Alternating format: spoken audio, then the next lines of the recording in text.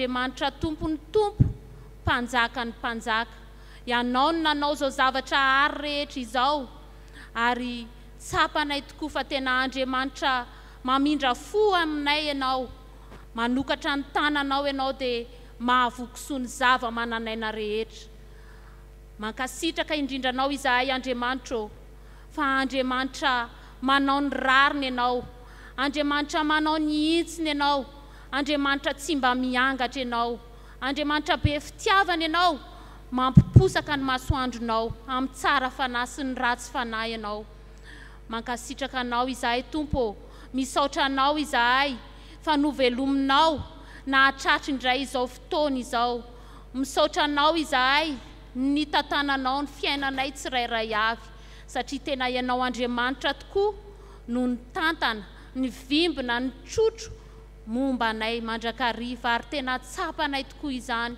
fa ianao no mahavelona anay ianao ny famonjena ao anay mankasitraka indrindra tompony amin'izany fitantananao anay tsirairay avy ka tafavory soamatsara eto amin'ity tempolinao masina ity izahay manoloana ny fahamasinanao tompo dia mahatsiaro tsy mendrika izahay efa nanao izay rehetra tsy nety teo anatrehanao izahay efa niodina taminao izahay efa nanamavo ny anaranao izahay mifona aminao izahay Andriamanitra mangataka famelan-keloka avy aminao izahay manoloana izay rehetra mety ho nanamavonay ny anaranao tamin'izay rehetra nataonay tsy nifanaraka tamin'ny sitraponao na ihany koa izay rehetra tokony nataonay nefa tsy nataonay mamondrafo aminay Andriamanitra mamelany elokay satria Andriamanitra mpamindra fo ianao ary mifantatra efa tsy mitahiry atezerana aminay ankehitriny tompo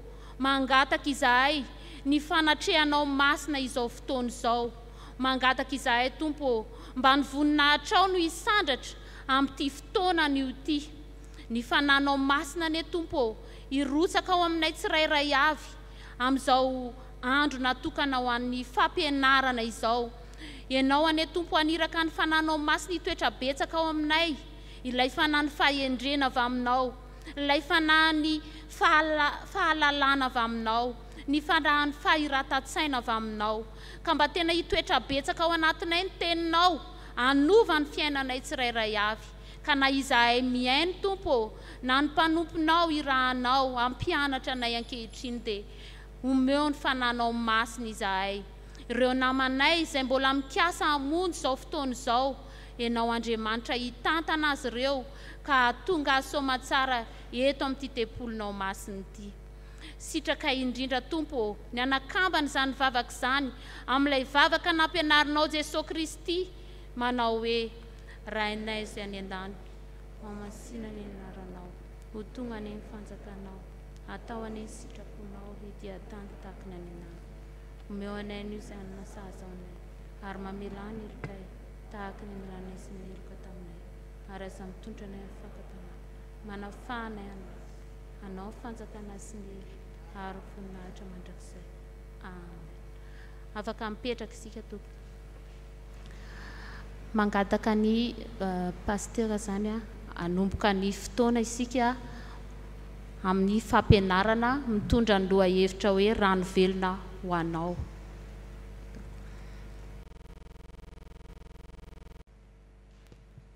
misaotra ny tompona ndraiky tsika zany amin'ny fanohizana andro faharoa eoka hivelatra manoloantsika zany ny jaune toko fahaefatra milaza ny amin'ny tantaran'le vehivavy Samaritana zany ny filazantsika azy andavanandro fa nomena anarana hoe rano velona ho anao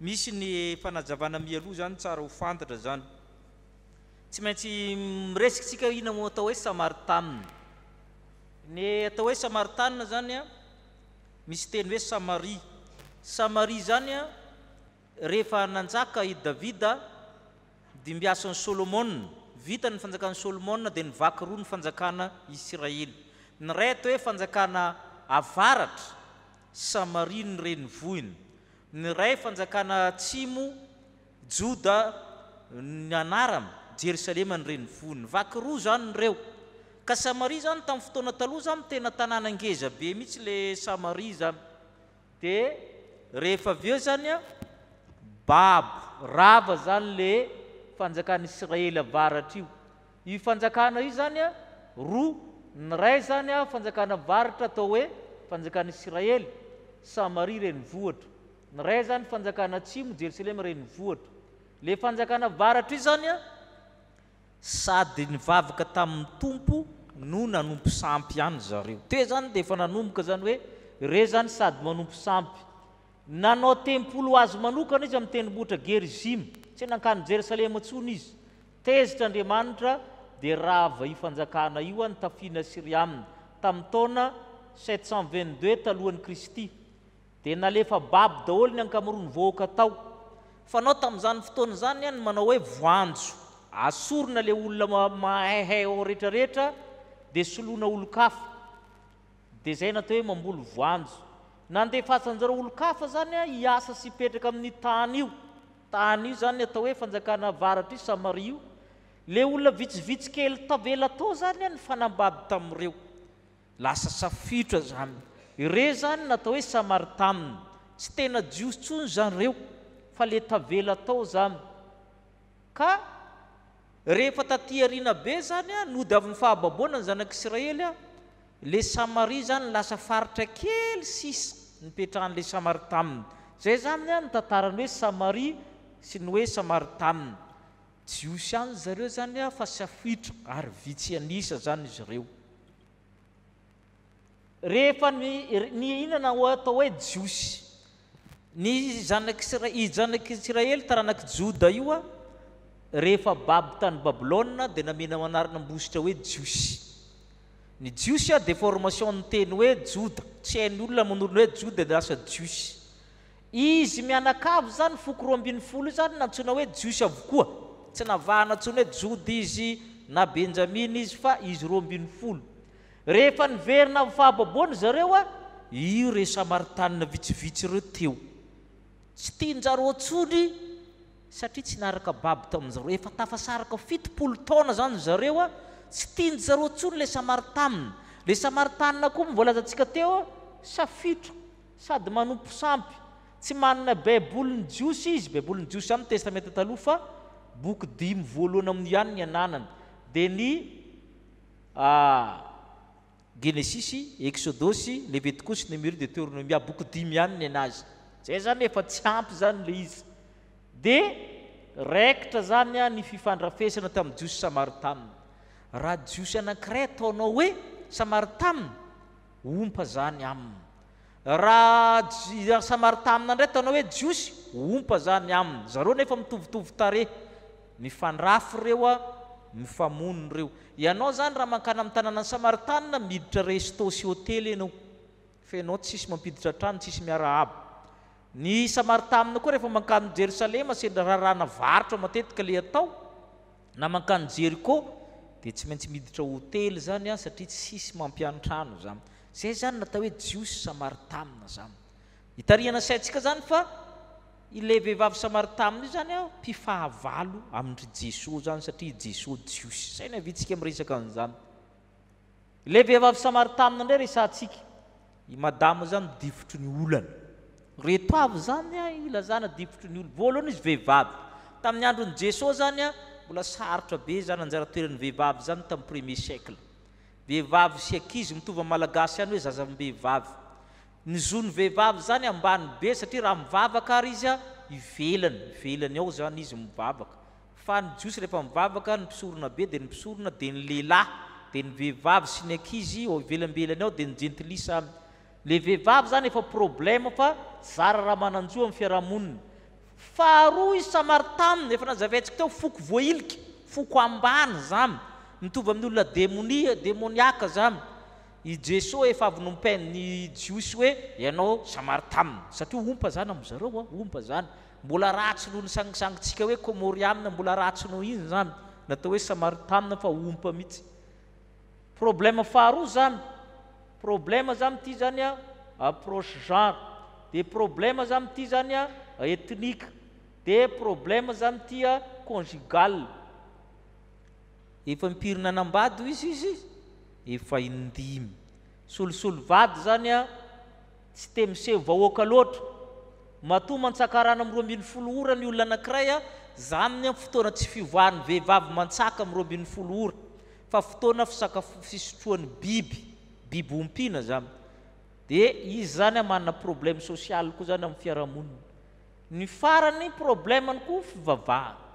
Te vavaka izy hitatsika fa tsy hainy intsony hoe inona tsara ny fivavahana tena izy. Le amin'ny Jerusalema sa le ataony amin'ny tendrombohitra ty. Izy zany ny salasala, ny amin'ny jiosy sa ny amin'ny Samaritanina ny marina amin'le fivavahana. Hitatsika amin'izay zany fa tena problème hatranatam-pondoha zany le madama izy zany. Voalohany izy vehivavy, faharoa izy Samaritanina, fanambadiana tsy hita zay lazany azy, fivavahana koa zany tsy hita zay lazana azy. Zay zany tsara ho fantotra mialoha. Hoy izy tsika amin'izay manao alohateny hoe misy rano roa ao, misy fanomezana roa ao. Misy rano roa zany resahana ao amin'ny resaky Jesosy vehivavy Samaritanina, dia misy fanomezana roa. Le rano zao ny fijerin'le vehivavy. Nareo zany manaraka mibaiko teninareo. Lalina be i rano io satria Jesosy niteny hoe me rano ah. Jesosy niteny. Dia hoy izy le vehivavy, ianao Jiosy za Samaritana ka inona ary ty ataonao ty tonantonana. Jesosy zany fahavalo, azontsika hoe ifandraisan'io. Me rano ah hoy izy le vehivavy, hoy izy le Jesosy, ianao Jiosy za Samaritana inona moa nidirako amin'izany hoy izy. Dia namaly Jesosy hoe raha mba fantatrao ny fanomezan'Andriamanitra sy izaho miteny aminao, ianao no nangataka amiko ka omeko rano velona. Hoy izy le vehivavy, lalina be rano io, ianao tsy manana fanovozana ka inona ary ty rano omenao ty. Jesosy amin'ny vehivavy tsy manana fitaovana, tsy manana fanovozana. Hoy Jesosy hoe nizaniza mandeha mitsotra amin'ity rano ity dia miverimberina eto foana mantsaka, fa zay meko rano tsy miverina eo tsony, fa ny rano zay omeko dia loha rano boiboika ao anatiny ao. Ranon'le vehivavy zany rano mampangetaheta, mampiverimberina. Hoy zany mbo omeo an'izany rano zany dia tsy miverimberina. Nanaiky le vehivavy fa le rano resahany dia rano mampangetaheta ihany, rano mampiverimberina. Fa izy niteny hoe ianao nga ozy lehibe no Jakoba. Jakoba zany le razana tany aloha zany resahany, iny mba iombonan'zareo iny. Ianao nga lehibe no Jakoba. Zay le fanontaniana zany, sary zany hoe misy rano zany ao. Zao ndray ny fijerin'i Jesosy. Ary zay nataon'ny olona hoe mahay manao approche zany Jesosy. I vehivavy na evateva azy, ianao Jiosy za Samaritana inona ny dirana. I Jesosy tsy nikaso-bava mihitsy hoe ianao Samaritana na Jiosy. Najanona le resaka firazanana, najanona ny resaka klasy sosialy, na de fantana ary momba an'le vehivavy hoe fa nanambadindimy, tsy niteny an'io izy. Na de fantana ary fa raha vehivavy ny tokony izy fotsiny Jesosy hoe raha mba fantatrao ny fanomezan'Andriamanitra sy izaho miteny aminao, ianao ny tokony hangataka amiko. Zay fotsiny niteny Jesosy, ianao ny tokony hangataka amiko. Ianao raha vehivavy ny tokony hangataka amin'ny Jesosy.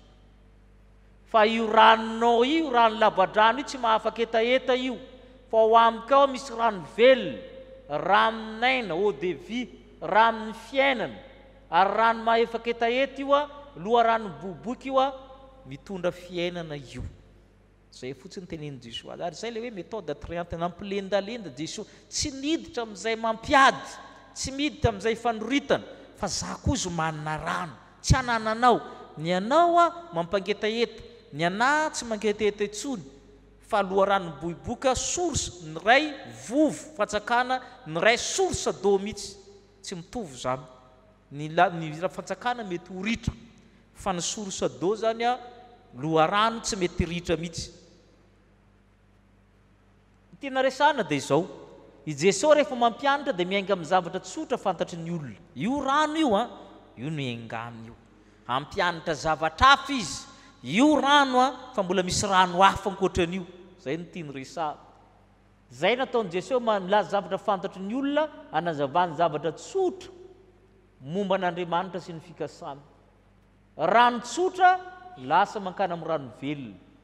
Mba vakitsika hoe le tenin'i Jesosy nampilendalendany azy, Jesosy namalika anao taminy hoe raha mba fantatrao ny fanomezan'Andriamanitra sy izay miteny aminao hoe omeo azo toky, dia ianao no nangataka taminy ka nomeny rano velona. Le fanomezana zany misy rano roa hitantsika teo.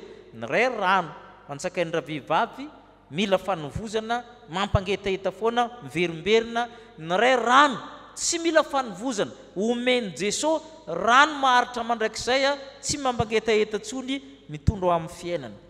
Fa raha mba fantatrao ny fanomezan'Andriamanitra sy izaho zay miteny aminao. Le fanomezan'Andriamanitra zany eo amin'ny jaune roa. Voalohany aloha Jesosy le fanomezana, fa toy izao ny tiavan'Andriamanitra n'izao tontolo izao nomeny ny zanakalahy tokana mba tsy ho very za rehetra mino azy. Zay ny fanomezana voalohany. Jesosy mihitsy ny fanomezana ho an'izao tontolo izao. Fa ny fanomezana faharoa dia ny fanahy masina. Zay ny fanomezana faharoa omeny raisy Jesosy. Io le tenen'i Jesosy hoe omeko nomeny rano velona. Io zany hitantsika amin'ny Jaona 7:7. Na iza ny mangetaheta aoko izy anatinaka isotro Jesosy. Ny rano zay omeko izy dia ho fiainana ho amin'ny olona. Fanahy masina io rano io. Jaona 7 zany milaza amin'io 7:7. Mba avakitsika hoe Jaona 7:7 ka hatramin'ny 7:7. 7:7 7:7. Tonga dia vakio ary zay nahita.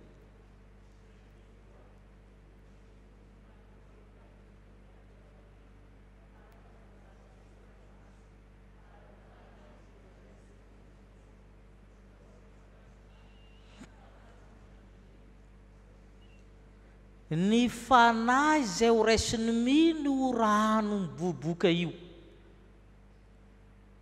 Jaona 7:7 dia milaza hoe ny fanahy masina zany irahanyray amin'ny anarako. Jaona 7:7. Jaona 7:7.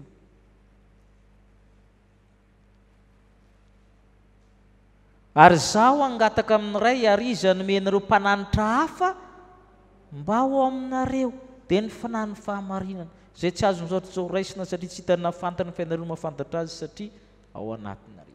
Le fanomezana faharoa zany dia fanahy masina. Ary le tiany Jesosy omena noho izany ny rano omeny Jesosy hoe dia ny fanahy masina. Amin'ny testamenta taloha dia mifandray foana ny rano sy ny fanahy masina. Ahoana hoe Ezekielako ho fafazako rano madio ianareo sisy. Dia avy eo ahoana ny fanahiko nataoko anatinareo. Ny rano sy ny fanahy masina zany symbole ny fanahy masina ny rano. Zay mahatonga antsika manao batisa. Ny rano dia manambara fa mandray fanahy masina io olona atao batisa io. Matetika dinitsika zany. Dia tenenin'ny pastera fo matetika hoe ente zao zanakao io na mandeha any ianao fa efa nandray ny fanahy masina. Ny rano dia manambara fanahy masina. Dia hitantsika zany amin'ny Zakaria, hitantsika zany amin'ny Zakaria miverimberiny ao. Ny rano zany manambara fanahy masina. Ary zay ny tiany Jesosy eo zany hoe ianao omeko rano velona, omeko fanahy masina ny dikan'izany. Dia lasa fiainana ho anao. Zay le hoe rano velona ho anao. Inona le rano velona ho anao? Ny fanahy masina zany tiany resahana amin'ny fanahy masina. Fa tsy mijanona teo le resaky le vehivavy miteny hoe omeo zany rano zany aho. Vakitsika hoe le lohateny vady maro fivavahana maro.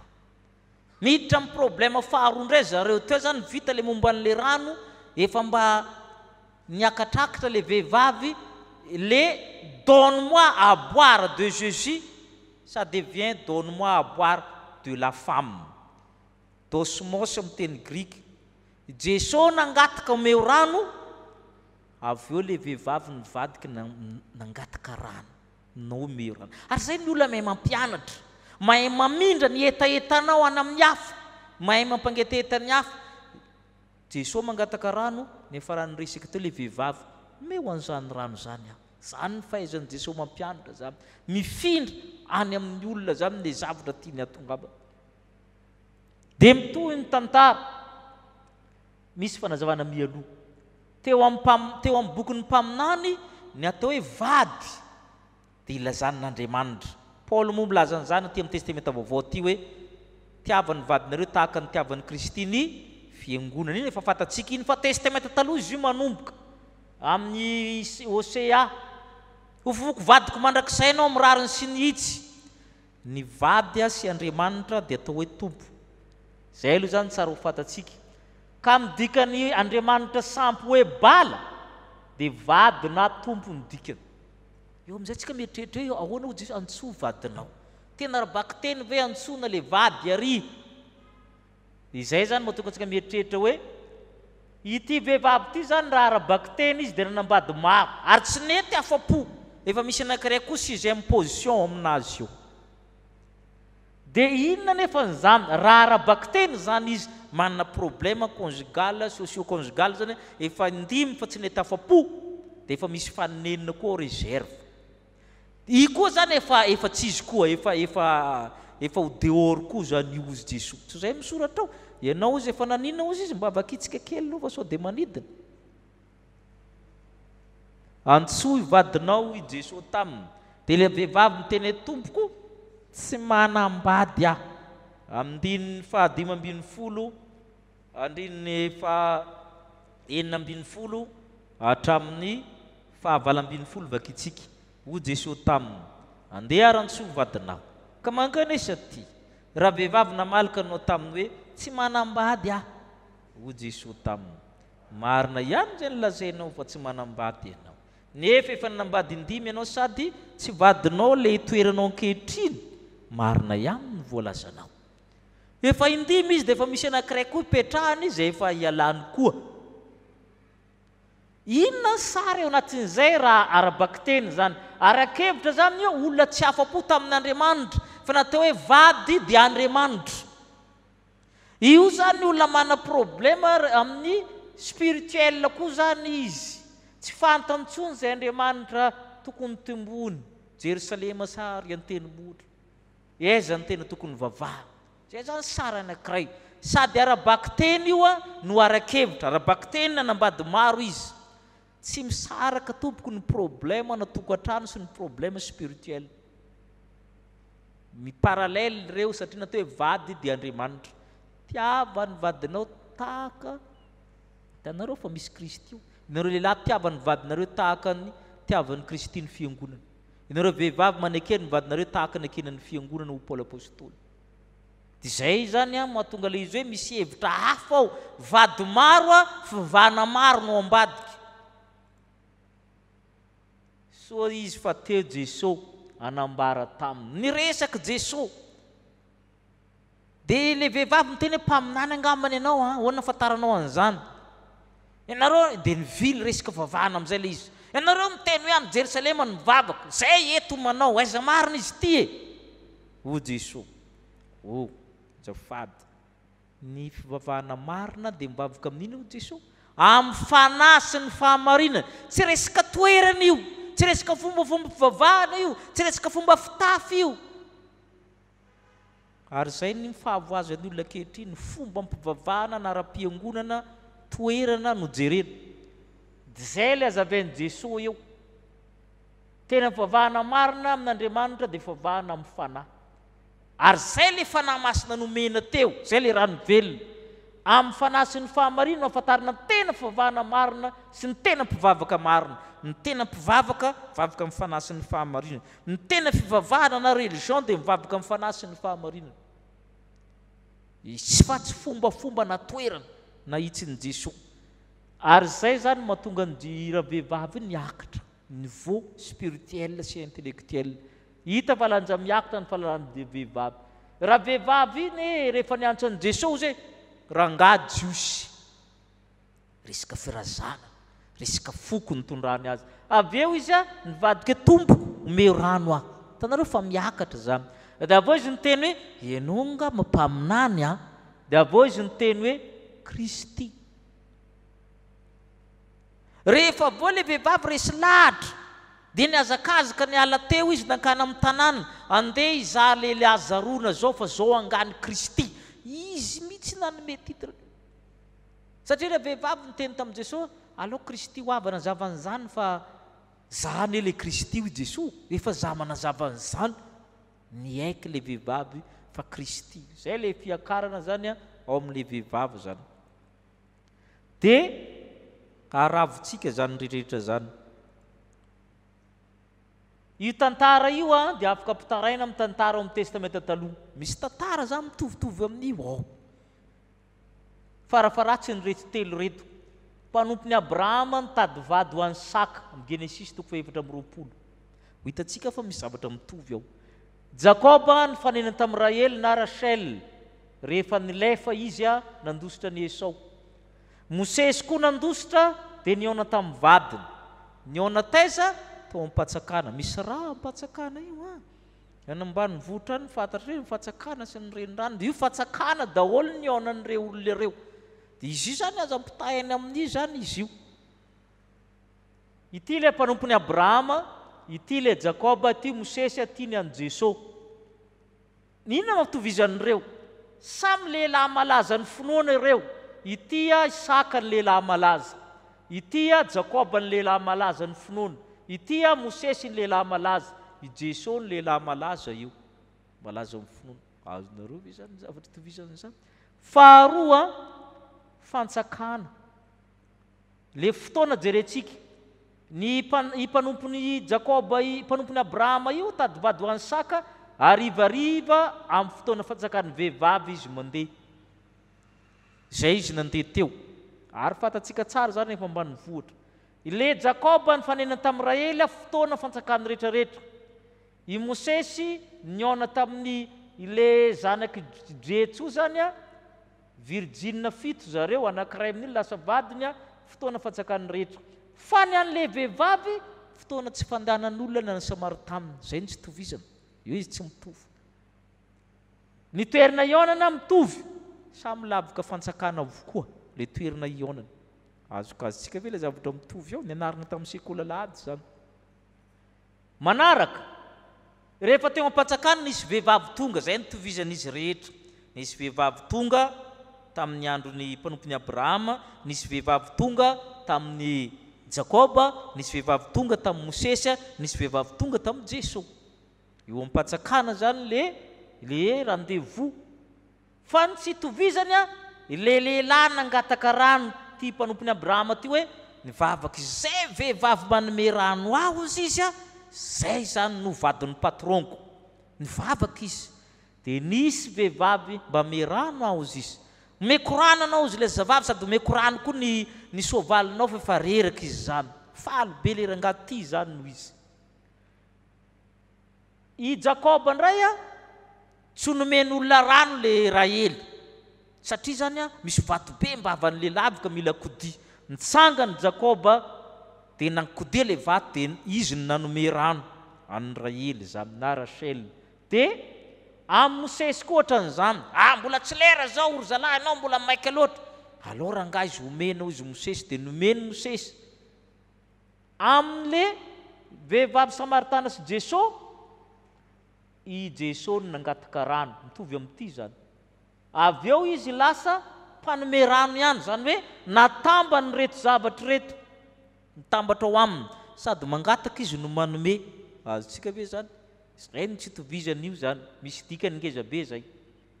Amin'le Jesosy, ile rangaty nangataka le vehivavy nanome rano, fa amin'ny Jesosy nangataka nanome ty sa tsy nanome? Tsy nanome izy, tsy nanome rano izy.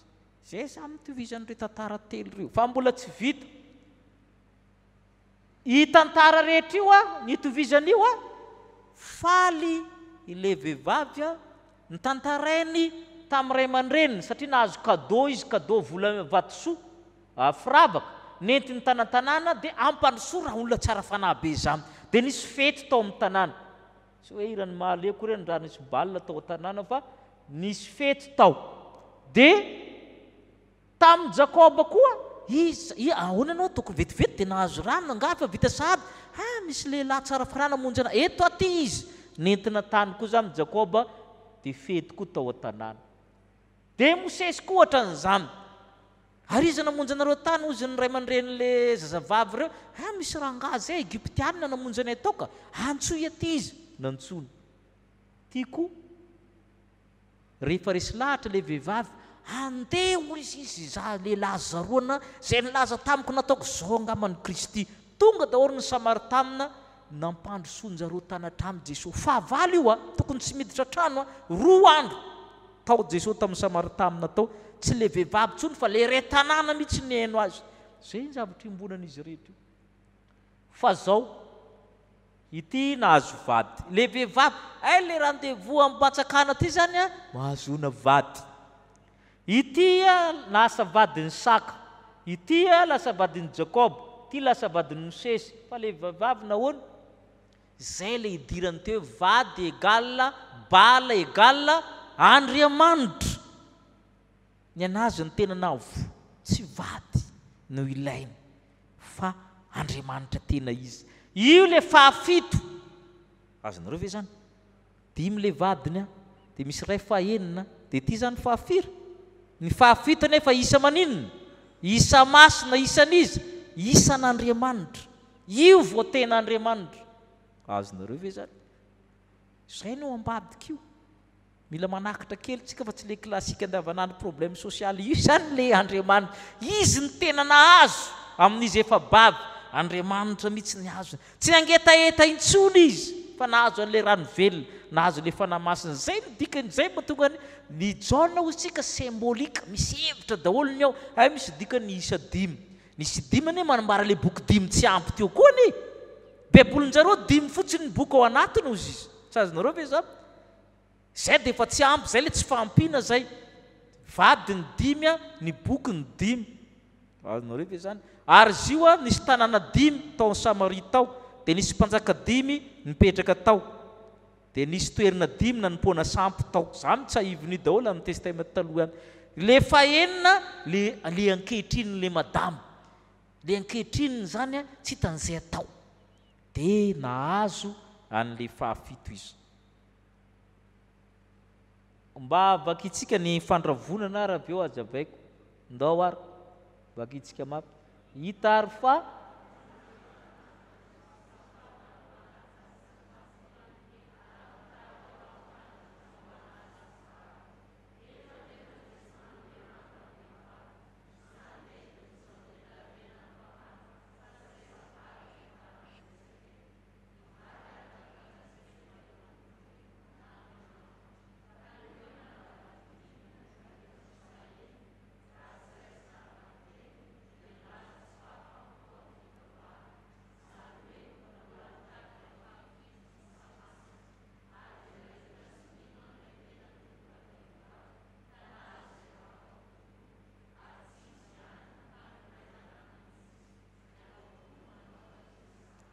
zay zany hitatsika ozy izy fa ny fanomezana rano dia mariky ny fisokafana na ho an'le mpangataka na le ho an'le mpanome misokatra zany relation zany io ny relation manomboka amin'ny rano le relation eto zany tsy haiko nareo mpifankaty reo na mpivady reo nanomboka tamin'inona ny relation nareo fa misy fisokafana io fa izy io izy raha mpivady le olona dia miafara amin'ny fanambadiana mihitsy dia rano zany eto anefa le raha vehivavy tsy nanome rano zany zany entin'ny apôstôly Jaona mampianatra hoe tsy resabady io resaka io raha resabady io tokony nanina le vehivavy nanome rano izy tsy resabady eo Jesosy koa tsy manana rano nomena azy ara-baky teny fa milaza manana rano fotsiny rano ninona ary dia ho izy tsika hoe hazadoroana fa niresikitsika teo hoe ny vady dia ilazana tompo na Andriamanitra koa ka ny hoe manambady ndimy zany efa misy fahenina dia le olona tsy afa-po mbola mitady foana ary be dia be zany tsy hitako mihitsy le ivavahana raha efa nifindra fiangonana impiripiry betsaka ny olona mifindra fiangonana amin'izao mifindra dia io sarin'le vehivavy Samaritana io fa tsy voatery ny olona rehetra mifindra mahita le fahafito zay kosa kazava dia izay mahatonga le izy hoe nahita izy afa-po izy tsy izy ihany fa ny mpiray tanàna rehetra izay zany le rano velona zany dia izay zany ny zavatra kely nomanina tao dia ho an'Andriamanitra rery ny voninahitra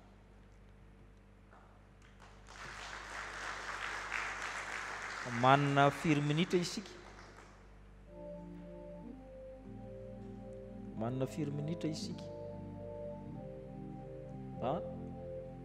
5:70 koa mitovy amin'teo zany ny vitesse-tsika zany dia reto misy micro izy le facilitateur teo mba hamparitaka aminy dia mirisaka indray tsika zany azo matahotra manontany fa nahafahafa izy amin'ny fampianarana hoe tsy mitovy amin'le manangatana zay mila an'le micro tsy maninona na tiako averina kely momba an'izao pasteur fa tena vaovao misofina tsy maninona fa vaovao daholo zany na na mpianatra pastera nanjavana ny dia vaovao aminy koa zany fa tsy ohatr'izay le fanazavana andavanandro. Iza no mila fanazavana na fanontaniana na izara zavatra bao ary sady tsisy azo mihitsy izy teo na nivongany ray ary.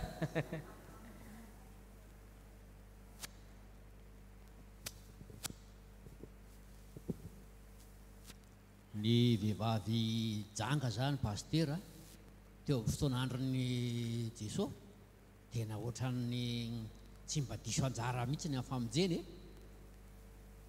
Misy le anankiray tratrany jangajanga moa dia araka n'le fitenenana hoe zay tsy naroto taminareo indray vehivavy janga fa nanambady 10 enina.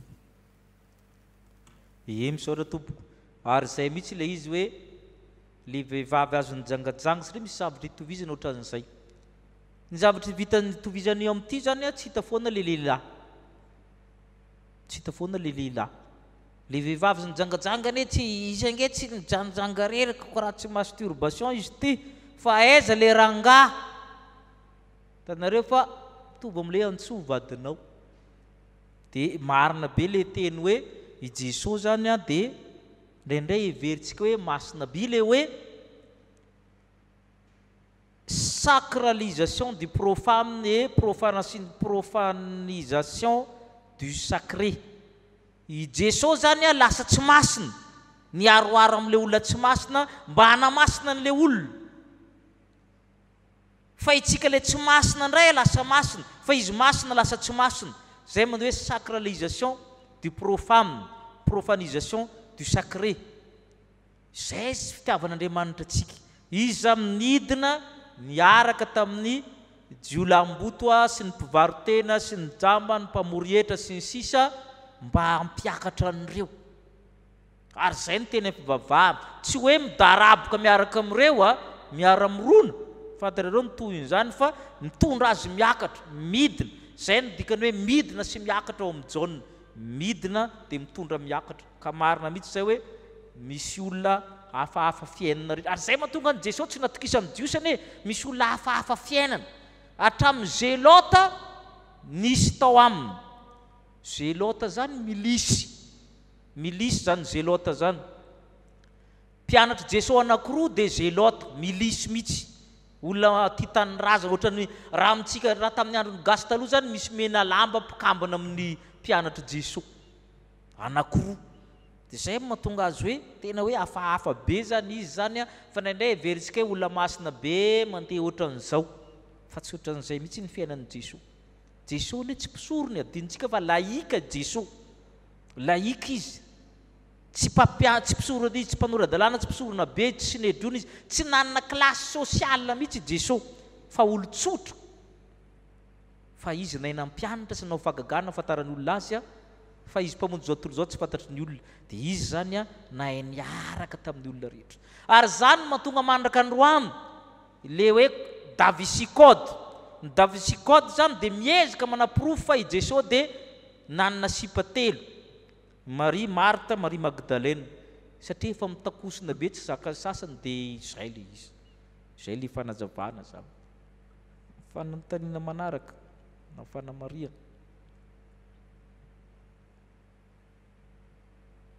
Dia eto zao fantatsika fa i Jesosy raha mandeha amin'ny Samaritana zany tsy tafiditra an-tranon'ny jiosy tsony zay ny konsekansin'io zay mahatonga ny Jesosy niala varia dia nilefalefa aloha satria ompa zany Samaritana zany hoe samy mitsofoka tamin'ny klasy sosiala rehetra. Jesosy dikan'izay samy mitsofoka zany fa mampiakatra amin'ny olona iverina amin'ny fiarahamonina. Ary zay mahatonga hoe ny réinsertion sociale no tena fampiakarana olona fa tsy hoe angonoko amin'ny toerana anankiray dia lasa zanako dia boboka be averina amin'ny fiarahamonina le olona dia mivoatra. Zay ny tena izy. Raha vehivavy rehefa nivoatra niaraka tamin'i Jesosy nalefa nody any amin'ny tanàna tany izy nitory-teny dia nivoatra ny olona ray tanàna fa tsy hoe kory hoe tokamonina ao le olona fa tokony miverina amin'ny fiarahamonina. Raha mbola mitokamonina foana le olona tsy mivoatra io fa mody mivoatra fotsiny. Fa ny olona zany tokony miverina amin'ny fiarahamonina fa tariny hoe tena sitrana izy tamin'ny fahantrano, sitrana izy tamin'ny zavatra nataony. Any amin'ny fiarahamonina zany izy miverina. Izy mbola manana fana Maria. ary misy manangatana.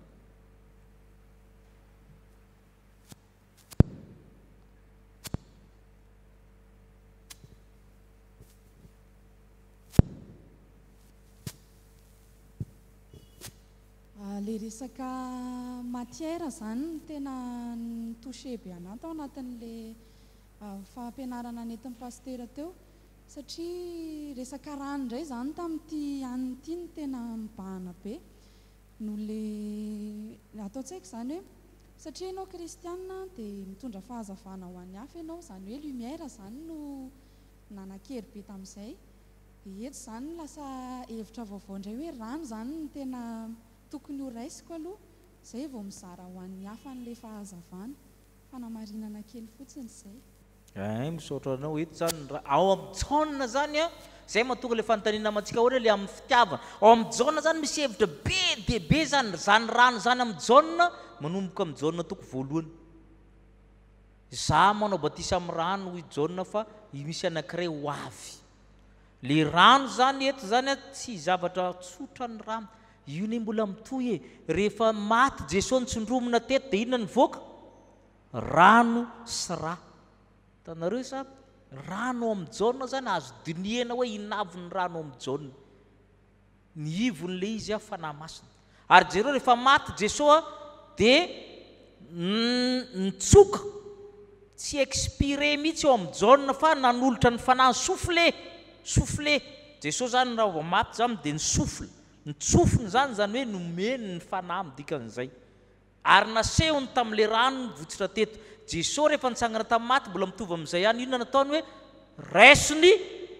Rehefa nilaza izany izy dia nanisy fofonaina soufflé, raisiny fanahy masina. Tanareo fa ny rano ny rivotra ny voromailala dia manambara ny afo, dia manambara ny fanahy masina amin'ny jaune.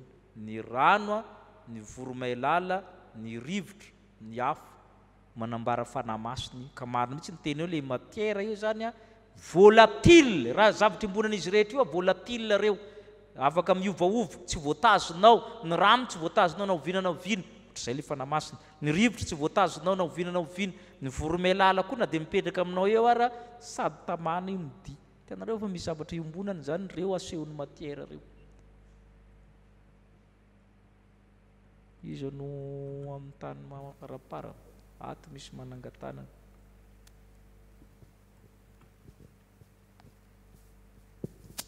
Misaotra riavana. Hita amin'ny feny amin'ny teny kely eto hoe ianao koa manaova toy izany. Sary anankiroa no hita amin'ny boky ny filazantsaran'i Jesosy Kristy araka ny jaune toko 4 ity.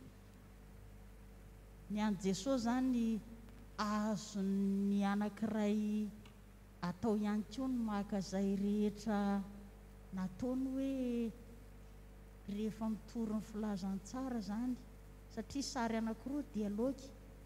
Eto manko zany zao raha ny hitanay eto dia ianao koa raha vehivavy zany manaova toy izay nataon'le vehivavy nanambady indimy, tsy ny anambady indimy akory na hitady fiangonana. Raha ny feny tantara hita eto zany, fa kosa ny any amin'ny hoe Jesosy Kristy inona no anjara ho raisin'ny mpitory ny filazantsara raha hita ny sary anankiroa. Sotra tompoko. Sotra indrindra. Le teny hoe tsy afa-po ny mitondra azy. Inona ny tsy nahafa-po anao amin'ny fiainana? Sao dia le tsy mahafa-po anao io Jesosy mahafeno an'io, fanahy masina mahafeno an'io. Tsy mitovy ny tsy mahafa-pontsika amin'ny fiainana. Sasany tsy afa-po amin'ny fahasalamana, sasany tsy afa-po amin'ny vadiny, amin'ny fiainany tokantramony, amin'ny voadeviany, amin'ny sur le plan intellectuel, amin'ny voninahitra ananana. Io tsy fahafaham-po io andraindray mariky ny tsy fananana an'Andriamanitra velona, mariky ny fahakelezany asan'ny fanahy masina ao amin'ny olona. Izay no tiana resahana hoe ianao koa mba manaova toy izany. Inona ny heveninao tsy ampy ao aminao, tsy mety mahafa-po anao? Sao dia tokony fenoan'Andriamanitra io, fa ianao na fanimpiriny fampanimpiriny ianao tsy mety feno io. Ianao ve tsy tonga saina hoe toerin'Andriamanitra amin'ny tena tsy feno amin'io, fa tsy le zavatra resahanao io no tena tadiavinao.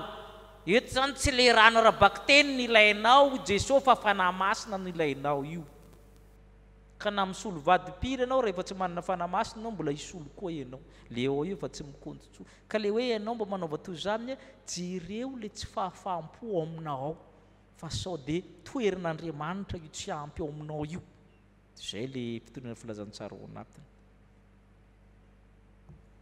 farany indray zareo vao manao matsiro fa teo tsy ninangatanana anankiroa sisa zany ndao ary misaotra betsaka fanontaniana mety afaka miteny mafy raha anina fa resaka micro io mety misy fandraisan'le fampianarana ihany maty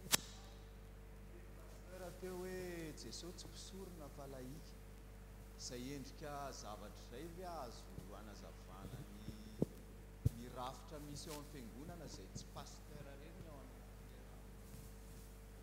sa tsisy fandraisana ya iny le atao hoe fanjakam-pisorona re Jesosy zany tamin'izy niaina taty ambonin'ny tany zany tsy mpisorona fa rehefa teo amin'ny azo fijaliana izy vao lasa mpisorona zay le scène dia rehefa lasa mpisorona Jesosy tout le monde lasa mpisorona zay natao hoe fanjakam-pisorona satria efa tapitra taminazy zany na mampisorona tout le monde lasa mpisorona inona mampisorona ana za ihany no ateriko ho an'i Jesosy samy manatitra ny tenany zany isika zay mahatonga hoe za mpisorona ho amin'ny tenako Jesosy ny tena mpisorona be fa za ko mpisorona sady mitondra ny tenako mitondra ny zanako fa iza sonankona kosa zay zany tsika rehetra zany mpisorona pasteur zany mitarika fa ny olona rehetra misorona ary fiangonana rehetra manaiky an'izany na dia ny namana katolika mampiasa terme hoe prêtre io rehefa mampandray dia teneny hoe ty sorona ty atolotra sady atolotra reo sisa miara manolotra tandremo fa raha vao tsy mahay anao dia miteny hoe katolika manao izy rehetra misorona atolotra sy atolotra ao sisa miaraka atolotra io donc zany marina le teninao hoe Jesosy laika rehefa lasa mpisorona izy teo amin'ny azo fijaliana tout le monde amin'izay mpisorona mitondra amin'ny tenanao ianao dia mitondra ary zay zany le rakitra tsy le rakitra amin'ny tena fanatitra fa le olona fa zany hoe fiteny fotsiny anao fanatitra itsika fa ny tena izy za no atolotro fa marika hita maso le vola fa ny tena tolotra dia ianao ny fanatitra ary zay mahalitara amin'ity niza miakatra eto dia atolotra ho an'Andriamanitra zay mahatonga ty tsy akarakarana fahatany satria mariky ny fanoloran-teny ty atolotra batisa atolotra anao rabdekone atolotra anao sampana atolotra hira zay ny akarana eto dia zay mamarina amin'ny teny hoe misy fandraisany hoe laika Jesosy dia misy fandraisany marina hoe sady laika isika rehetra sady mpisorona isika rehetra zay natao hoe fanjakam-pisorona samy misorona ho amin'ny tenany tsika zany samy mitondra ny tenantsika manatona ny hazo fijaliana tahaka nataon'i Kristy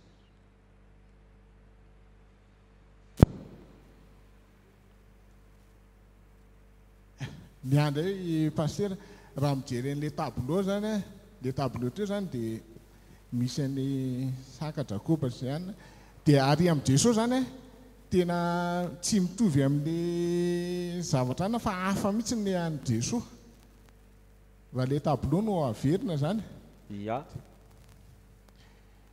ohatra hoe hoe lehilahy mampisotro rano dia aty izy hoe lehilahy mangataka rano dia reveo nanome rano dia amin'ny tableau an'i Jesosy iny zany ohatrany hoe fanohatra amin'le ato amin'ny saka Jakoba sy ny Mosesy dia misy dikany be saotra indrindra zay mihitsy ny afetseny John du connu à l'inconnu du facile au difficile zavatra fantatry ny olona rano vady fantsakana zay ny ombonan'izy rehetra rano vady fantsakana iny zany entiny Jaona tamin'ny tantaran'ny vehivavy Samaritana ilazana hoe misy rano hafa misy vady hafa misy fantsakana hafa io Jesosy Kristy io fantsakana io le rano alainao fanahy masina niza te hisotro izy avy manatona hafa omeko izy zany Jesosy zany tena fantsakana azonareo ve le izy Antsakatsika fiainana fanahy masina. Dia le sary telo hay ny rano ny fantsakana ny vady dia mirevenir amin'ny personne ny Jesosy. Le rano avy eo amin'ny Jesosy ny tena rano, izy ny tena fantsakana mamoaka fanahy masina ao anatiny. Vady izy ny tena Andriamanitra satria natao hoe vady dia Andriamanitra koa. Dia avy eo fantsakana izy ny tena fantsakana. Zay mahatonga ny tsy mitovy. Entiny Jaona zany lasa sembolika zany io ilazany zavatra ara-panahy ambony bery miainga amin'ny tantara tsotra efa nisy tao amin'ny testamenta taloha.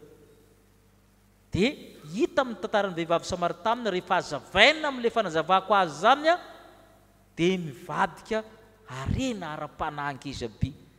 Fa le fanazavana amin'ny toroteny fanao andavanandro reny le ataoko reny zany fanazavana tsotra. Fa ity zany entina lalindalina koa misy an'izany koa ny ambadikio misy an'izany koa ambadikio.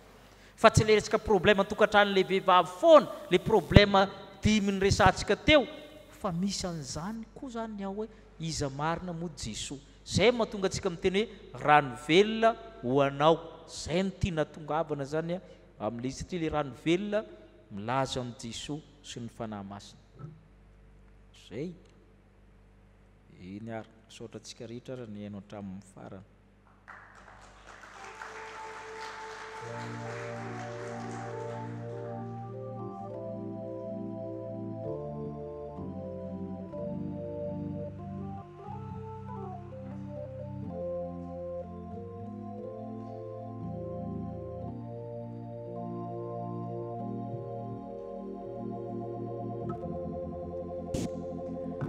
Misaotra an'Andriamanitra lehibe tsika afaka nanana izay fotoana izay sy nanaraka izay fampianarana mahakasika ny lohahevitra rano velona ho anao. Isaorantsika be dia be ihany koa ny ray aman-dreny mpitandrina nitondra tamintsika izay fampianarana izay. Ary mbola manentana antsika tsirairay avy raha pitso amin'ny ora amin'ny 5 ora sasany toy ny anio iroso amin'ny andro fahatelo amin'ny fampianarana isika. Amarana izao fotoana izao ary isika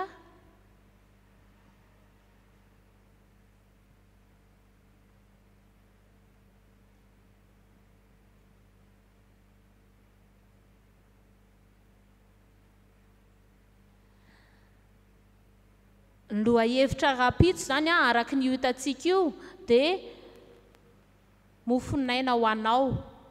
Koa manentana antsika tsirairay avy manentana ny ankohonana isa-tokantrano amin'ny fanatrehana ny fampianarana fa hitantsika araka izany ny asarobidiny zany fampianarana izany. Amarana izao fotoana izao isika dia mangataka antsika rehetra hitsangana.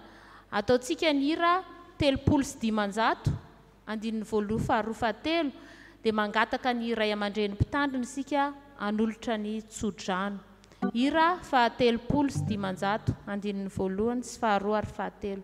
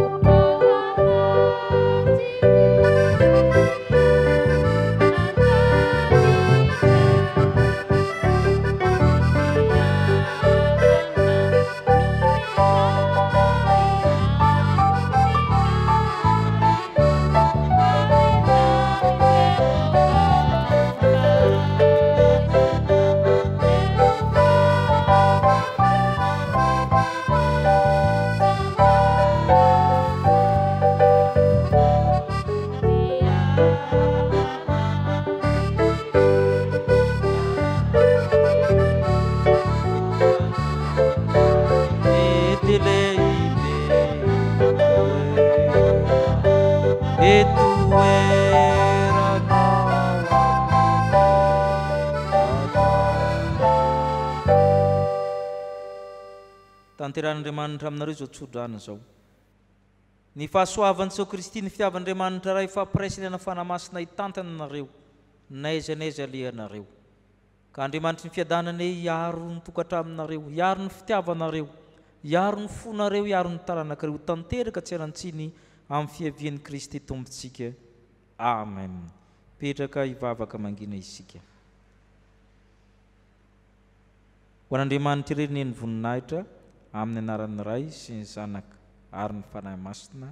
Amen. Araka izany dia Jaona toko fahenina zany nivakitsika avy anatrano amin'izay moramora azahoantsika le fanazavana. Tehaka ao an'Andriamanitra isika rehetra.